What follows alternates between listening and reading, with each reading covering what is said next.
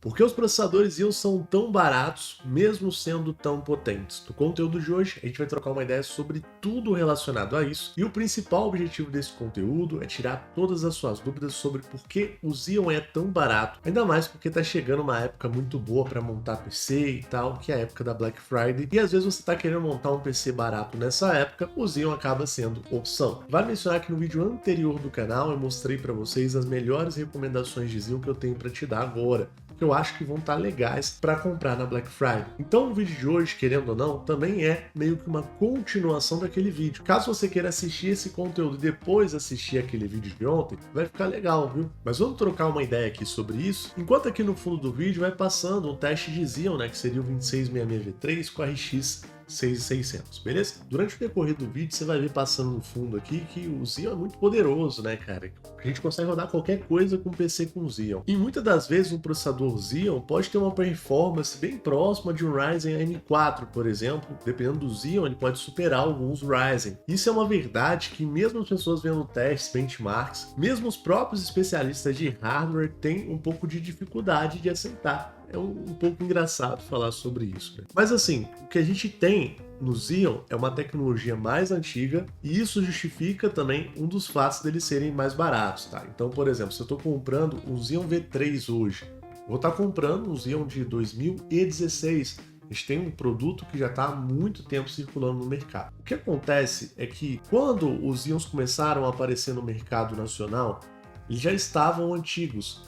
Esses processadores normalmente são fabricados pela Intel com o principal objetivo de fornecer o máximo de potência para usos empresariais. O que seriam esses usos empresariais? Por exemplo, a gente pode falar de um servidor. E, cara, você não vai montar um servidor com um processador normal de PC desktop. Vale mencionar que os processadores Xeon, eles são produzidos até hoje pela Intel, e a Intel vende eles a 30, 40, 50 mil reais. Então, assim, são processadores extremamente caros, porque é o ápice da tecnologia que a Intel consegue produzir. Então, hoje, por exemplo, se você quiser comprar um Xeon de 2024, você compra, mas é muito caro, então não faz sentido para um usuário normal. E uma das características principais do Xeon chinês, ainda mais dos mais antigos, é que eles, né, por conta desse poder de fogo, né, que foi pensado à frente do tempo deles para a época, eles ainda dão conta de executar qualquer aplicação. Eles não foram processadores que a Intel, por exemplo, projetou para jogar, mas acaba que eles são tão poderosos que eles dão conta de executar qualquer aplicativo,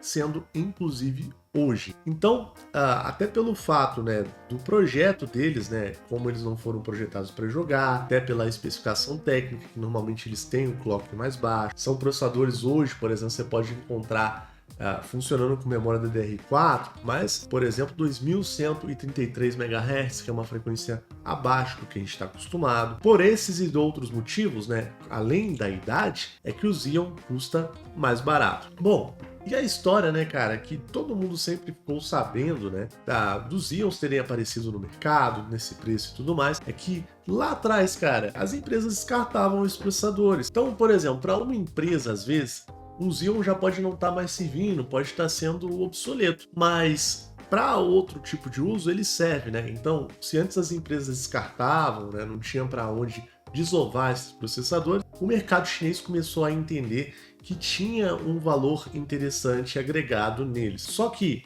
tinha um problema muito relevante comparado, né, aos processadores, que mesmo que os processadores oferecessem uma potência boa, como eles foram fabricados principalmente, né, para empresas, muitas das vezes as placas-mães não eram placas-mães convencionais. Então, os chineses eles começaram a pegar a sucata das placas-mães de Xeon, remover a chipset, que é tipo um chipzinho que parece muito com um processador mesmo, e através da chipset reutilizada, os caras criam placa-mães novas e inclusive agregaram tecnologias mais atuais nelas, como por exemplo uma possibilidade de colocar um SSD SATA, um nível de compatibilidade diferente, né, com coisas mais atuais, um módulo TPM 2.0, por exemplo, já dá para colocar uma placa-mãe, né, de Xeon.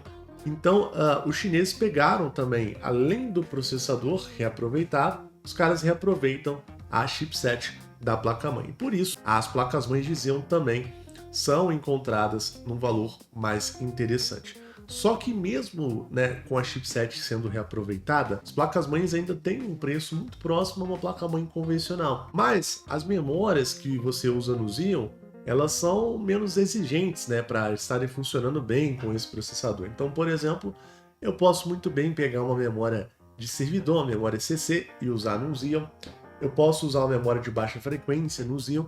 Então a gente economiza muito ao comprar o processador e as memórias. No fim da brincadeira, o Xeon acaba ficando muito barato, mesmo sendo tão potente. Por exemplo, nosso grupo de ofertas do Telegram direto a gente posta Xeon.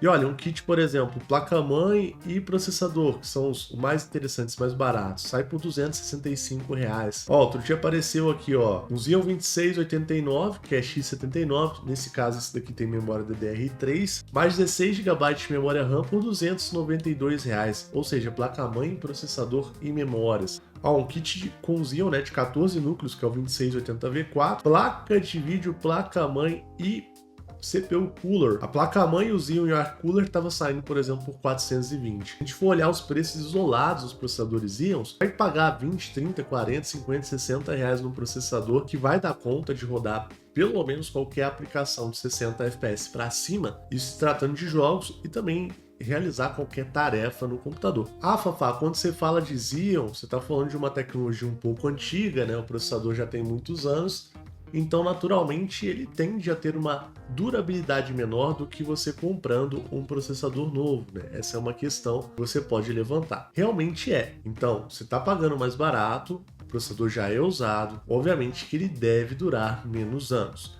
Só que se você fizer uma pequena busca no Google ou numa inteligência artificial, coloquei, por exemplo, aqui no ChatGPT, né? A maioria do processador é fabricada em silício, né? São transistores de silício. Você pode ver aqui, ó, segundo o próprio site GPT, a durabilidade de um transistor de silício pode variar, mas assim, frequentemente supera de 10 a 20 anos de operação confiável, ou seja, para começar a dar defeito a gente pode colocar aí de 10 a 20 anos. Tô para te falar que eu diria que a durabilidade de um processador aí é de 20 anos para cima, cara. Desde moleque, cara, eu mexo com informática e nunca vi uma pessoa tão usando assim um PC e tal, e o processador queimar do nada, assim, a pessoa usando o PC. Eu nunca vi isso. É muito mais comum, por exemplo, um processador se tornar obsoleto, antigo, e você substituir ele por um melhor, do que ele estragar, cara. As pessoas jogam fora, o troço até funcionando, cara. Então, assim, não é uma grande preocupação. E isso também pode se aplicar à própria construção da chipset. Também acaba sendo um chip, né, e tem uma durabilidade alta. Então, assim, as partes do Xeon, né, que são usadas mesmo, né, o que é usado no Xeon é o processador e a chipset da placa-mãe. Do meu ponto de vista, né, como um cara que entende de informática, eu não acho que isso leva a uma grande desvalorização do kitzinho. Porém, a gente também tem que considerar que os chineses, né, quando eles produziram as placas-mães para Xeon, né, quando eles criam novas placas-mães, até hoje os caras inventam, eles criam, né, produtos com uma tecnologia mais barata. Então, assim, eles vão usar capacitores, indutores, transistores normais, só que o projeto em si é um projeto mais barato, que eles querem lucrar mais. Então, é bem diferente, por exemplo, você comprar uma placa-mãe de Xeon do que você comprar uma placa-mãe de um Intel novo, de um Ryzen novo, de uma marca conhecida, né? Isso pode levar o seu computador a ter uma vida útil um pouco menor. Então, eu já espero que o Xeon tende a ser um pouco mais barato e as placas-mães de Xeon, por conta da construção dela, né, que os chineses querem economizar e tudo mais, devem ser um pouco inferiores mesmo e devem durar um pouco menos. Porém, vale mencionar que aqui mesmo no canal a gente já mostrou que dependendo do Xeon que eu coloco com uma determinada placa-mãe, eu posso diminuir a durabilidade da placa-mãe, porque não basta eu apenas comprar qualquer processador com qualquer placa-mãe. E isso se aplica a literalmente qualquer processador do mercado, não é só a Xeon. E muita gente não sabe disso. Não é porque encaixa e está funcionando que o PC está nas configurações adequadas. Porque muitas das vezes você pode comprar um processador que pode ter um consumo energético elevado em relação as peças da placa-mãe, principalmente ao VRM, que é o circuito integrado, né, que vai levar e controlar a energia para o processador. Então, vamos supor, às vezes você pode comprar uma placa-mãe muito simples, que teve uma economia muito grande no circuito, e ela poderia ficar até boa para um processador Xeon mais simples, que tem um consumo energético um pouco menor. Daí quando você coloca um Xeon parrudão ali, que tem um consumo energético maior, a placa-mãe simplesmente tem uma redução significativa da vida útil por conta desse fator.